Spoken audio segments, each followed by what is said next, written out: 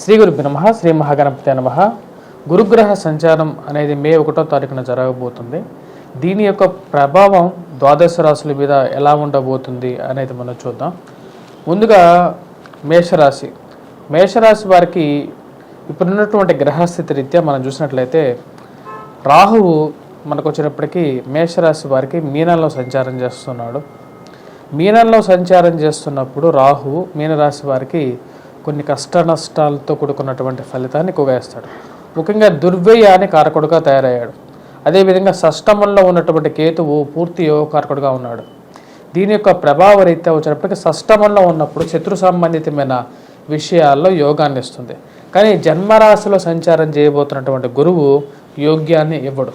దీని యొక్క ప్రభావం అనేది మేషరాశి వారికి చాలా ఎక్కువగానే వారు అనుభవిస్తూ ఉన్నారన్నమాట. ముఖ్యంగా జన్మరాశిలో ఉన్నటువంటి గురువు ఏదో ఒక రకమైనటువంటి ఇబ్బందిని గురి చేస్తూ ఉంటాడు.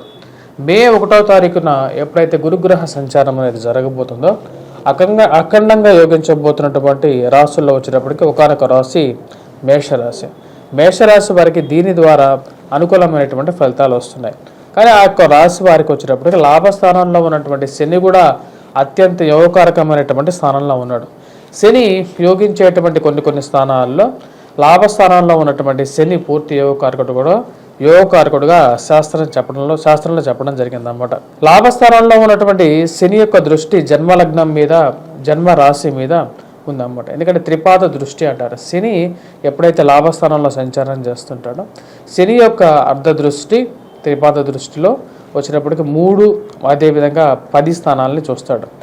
అదేవిధంగా ఎప్పుడైతే కుంభంలో ఉన్నటువంటి యొక్క శని తను చూసేటువంటి దృష్టి వచ్చినప్పటికీ మేష రాశి వారి మీద ఉంటుంది. జన్మరాశి మీద ఉండటం వల్ల ఆరోగ్యపరంగా ప్రభావం, మరియు అదేవిధంగా జన్మరాశిలో ఉన్నటువంటి గురువు కూడా అంత యోగ్యాన్ని ఇవ్వడు. అదేవిధంగా ఇక రాశి వారికి వచ్చినప్పటికీ శని చూసేటువంటి దృష్టి మనం చూసినట్లయితే వృశ్చిక రాశి వారి మీద ఉంటుందన్నమాట. ఎందుకంటే తను అర్ధాష్టమ శని, మరి అదేవిధంగా రాజ్యస్థానం మీద కూడా ఉంటుంది. దీని యొక్క ప్రభావం అనేది ఈ యొక్క రాశి వారి మీద మనం చూసినట్టు అష్టమం మీద ఉంటుంది. అంటే మేషరాశి వారికి అష్టమ స్థానం, ఆరోగ్యపరంగా కూడా కొన్ని చిక్కులు. కానీ రేపు రాబోతున్నటువంటి మే 1వ తారీఖు నుంచి ఈ రాశి వారికి వచ్చేటప్పటికి అఖండమైనటువంటి మార్పు, జీవితకాలంలో ఒక మార్పు అనేది రాబోతుందన్నమాట. ముఖ్యంగా వచ్చేటప్పటికి ఈ విషయం మేషరాశి వారికి ఎలా అనుకూలించబోతున్నది, ఎటువంటి ఫలితాలు ఇవ్వబోతుంది అనేది మనం చూద్దాం. మేషరాశి వారికి వచ్చేటప్పటికి అనుకూలమైనటువంటి ఫలితాలుగానే చెప్పవచ్చు. ధన సంబంధితమైన వ్యవహారాల్లో అనుకూలంగా ఉండబోతుంది. అదేవిధంగా ఇరుగు పొరుగు సఖ్యత విషయంలో అనుకూలమైనటువంటి ఫలితాలు మే 1వ తారీఖు నుంచి మీరు పొందగలుగుతారు. మీనరాశి వారు గత సంవత్సరంలో ఎటువంటి ఫలితాలు పొందారో అంతకన్నా మంచి ఫలితాలు ఇక మేషరాశి వారికి రాబోతున్నాయి అన్నమాట. మొదటిగా చెప్పాలంటే మే 1వ తారీఖు నుంచి ఈ రాశి వారికి ఇరుగు పొరుగు సఖ్యత విషయంలో బంధువర్గంలో మరియు అదేవిధంగా స్నేహితులు మధ్య అనుకూలమైనటువంటి ఫలితాలు అనేది పొందగలుగుతారు. వాటితో పాటు ఈ యొక్క రాశి వారికి సంతాన సంబంధితమైన విషయాల్లో అనుకూలంగా ఉంటుందన్నమాట.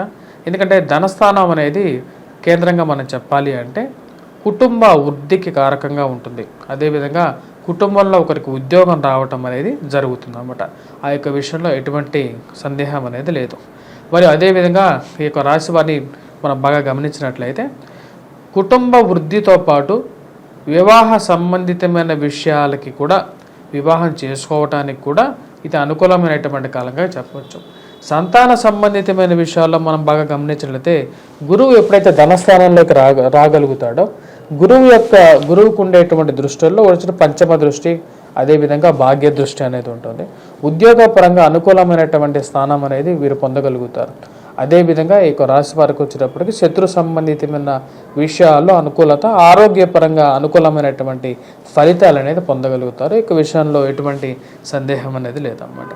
అదేవిధంగా ఇక రాశి వారికి వచ్చేటప్పటికి ఇంకా కొన్ని అడ్వాంటేజెస్ కూడా ఉన్నాయి. ఉద్యోగపరంగా చేస్తున్నటువంటి ఉద్యోగంలో పదోన్నతి పొందటం, అంటే ఉద్యోగపరంగా ప్రమోషన్స్, ఇంక్రిమెంట్స్లో ఒక అనుకూలమైనటువంటి ఫలితాలు అనేది పొందగలుగుతారు. ఉద్యోగంలో సానుకూలమైనటువంటి ఫలితాల్లో వీరు పొందగలుగుతారు అన్నమాట. ఇది అనుకూలమైనటువంటి ఫలితంగానే చెప్పచ్చు.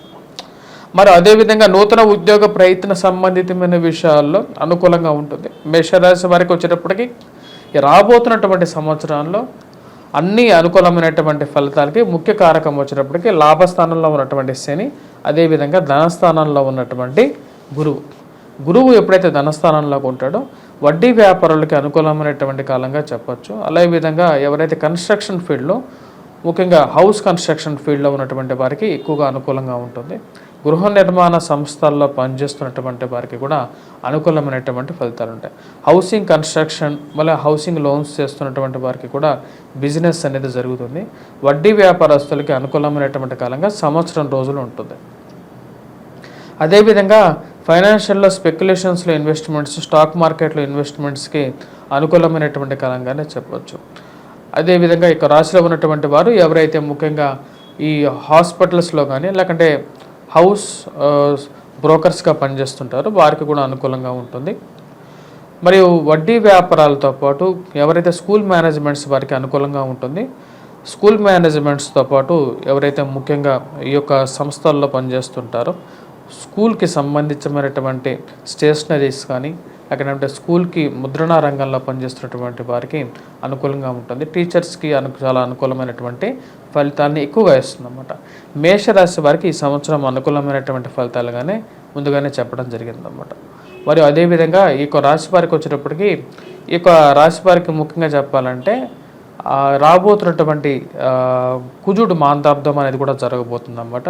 మోస్ట్లీ ఆగస్టు సెప్టెంబర్లో ఇక మాందాబ్దం అనేది జరుగుతుంది. ఇక మాందాబ్ద రీత్యా మనం చెప్పాలి అంటే మాందాబ్దం ఎప్పుడైతే ఎక్కడ జరుగుతుందంటే మిథునంలో, అదేవిధంగా కర్కాటకంలో జరుగుతుంది అన్నమాట. కర్కాటకంలో ఎప్పుడైతే కుజుడు సంచారం జరుగుతుంటుందో కుజుడు నీచత్వం పట్టబోతున్నాడు అన్నమాట. అంటే చతుర్థంలో కుజుడు నీచత్వం పట్టబోతున్నప్పుడు దాని యొక్క ప్రభావం అనేది రాశి వారి మీద ఎక్కువగా ఉంటుంది. సో కాబట్టి ముఖ్యంగా ఆగస్టు సెప్టెంబర్లో ఎప్పుడైతే కుజ మాందాబ్దం జరుగుతుందో కుజుడు నీచత్వం పట్టబోతున్నాడు. ఆ టైంలో కొద్దిగా జాగ్రత్తగా ఉండాల్సినటువంటి ముఖ్యమైనటువంటి సూచనగా కూడా చెప్పడం జరుగుతుంది. ఓవరాల్గా వచ్చేటప్పటికి గురుగ్రహ సంచారం అనేది ఈ యొక్క రాశి వారికి అనుకూలమైనటువంటి ఫలితాలు ఇస్తుంది. గృహవాహన కొనుగోలు సంబంధితమైన విషయాలు, నూతన వాహనం కొనుక్కోవటం కానీ గృహం కొనుక్కోవటంలో కానీ అనుకూలమైనటువంటి ఫలితాలు అనేది ఇస్తుంది. వృధా ఖర్చును కూడా తగ్గించుకోవాలి. రాహు సరైనటువంటి స్థానంలో లేడు. ఈ యొక్క రాశి వారు వచ్చేటప్పటికి చేసుకోవాల్సినటువంటి పరిహారాల గురించి మనం మాట్లాడితే రాహు 1000 స్థానంలో ఉన్నందువల్ల ఈ రాశి వారు వచ్చేటప్పటికి దుర్గాదేవి యొక్క ఉపాసన అనేది చేయాలి. అదేవిధంగా దుష్టులకి, దుష్ట స్నేహాలకి చరమాంకం పాడాల్సినటువంటి సమయం అనేది వచ్చిందన్నమాట. ఆ యొక్క విషయంలో వృధా ఖర్చును కూడా తగ్గించుకుంటే మరిన్ని అనుకూలమైనటువంటి ఫలితాలు ఈ రాశి వారు పొందడం అనేది జరుగుతుంది. మరిన్ని సానుకూలమైనటువంటి ఫలితాలతో పాటు ఈ రాశి వారికి విద్యార్థులకి అనుకూలమైనటువంటి కాలంగా చెప్పవచ్చు. మేషరాశి వారికి వచ్చేటప్పటికి విద్యార్థులకి అనుకూలంగా ఉంది. వృత్తిపరంగా, వ్యాపార పరంగా కూడా అనుకూలంగా ఇస్తుంది. బిజినెస్ పరంగా నూతన బిజినెస్, వ్యాపార ప్రయత్న సంబంధితమైన విషయాల్లో అనుకూలమైనటువంటి ఫలితాలు పొందగలుగుతారు. మరియు అదేవిధంగా ఈ రాశి వారికి వచ్చేటప్పటికి విద్యార్థులు ఎవరైతే గ్రూప్స్, సివిల్స్ కోసం ప్రిపేర్ అవుతున్నారో, అంటే ఉద్యోగం చేస్తున్నటువంటి వారు, అదేవిధంగా నూతన ఉద్యోగ ప్రయత్నాల గురించి ప్రయత్నం చేస్తున్నటువంటి వారు కూడా అనుకూలమైనటువంటి ఫలితాలు పొందగలుగుతారు. ఓవరాల్గా వచ్చినప్పటికీ గురుగ్రహ సంచారం అనేది మేషరాశి వారికి అనుకూలమైనటువంటి ఫలితాలని ఎక్కువగా ఇవ్వగలుగుతుంది.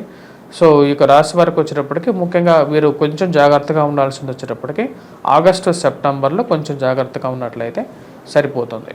ఇప్పటిదాకా మీరు గురుగ్రహ సంచారం అనేది ఎలా ఉండబోతుంది అని చెప్పాను. గురుగ్రహ సంచారం అనేది ప్రతి రాశి మీద కూడా దాని యొక్క ప్రభావం అనేది ఒక సంవత్సరం పాటు ప్రభావం అనేది చూపిస్తుంది అన్నమాట. అసలు గురుగ్రహ సంచారం అంటే ఏంటంటే గురువు ఎప్పుడైతే ఒక రాశి మారుతాడో అంటే 12 రాశుల్లో ఒక్కొక్క సంవత్సరం పాటు గురుగ్రహ సంచారం జరుగుతూ ఉంటుంది.